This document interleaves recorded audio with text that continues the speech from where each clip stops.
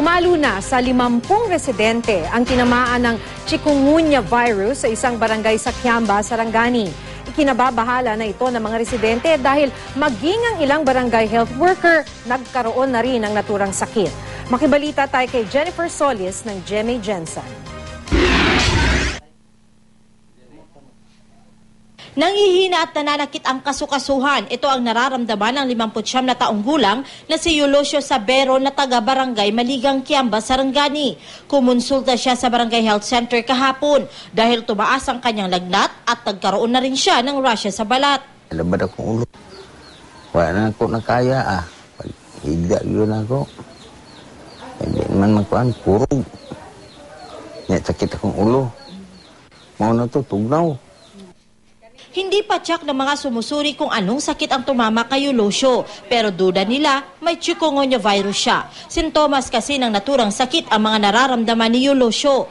Kailangan pa siyang kunan ng blood sample na ipasusuri sa laboratorio sa Maynila para makumpirma ang sakit niya. Sa tinitirhang barangay ni Eulogio, may naitala ng 50 pasyenteng may chikungunya virus. Maging ang barangay health worker na si Edlin Lagunsay, tinamaan din ng sakit. Wala kayo kami kabaloon sa nga kuan. Sakit ni.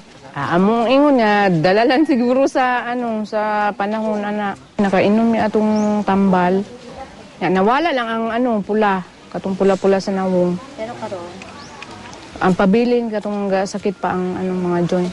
Dahil sa pagdami ng mga biktima, nababahala na ang mga residente. Ayon sa health office, mabilis kumalat ang chikungunya na nakukuha sa virus na galing sa kagat ng Aedes mosquitoes. Kahalintulad ng chikungunya ang mga sintomas ng dengue pero hindi ito nakamamatay. May gamot naman ang chikungunya pero matinding panghihina rin ang nararanasan ng pasyente. Gaya na lamang ng naranasan ng 3 anak na babae ni Jacinto Pacquiao.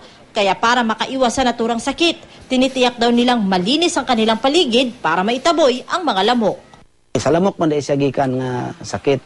So maglimpyo palibot. So katong naay mga napundo nga mga tubig, iyabo siya katong naay mga ligid nga naay tubig. Jennifer Solis, Nagbabalita, Pilipinas.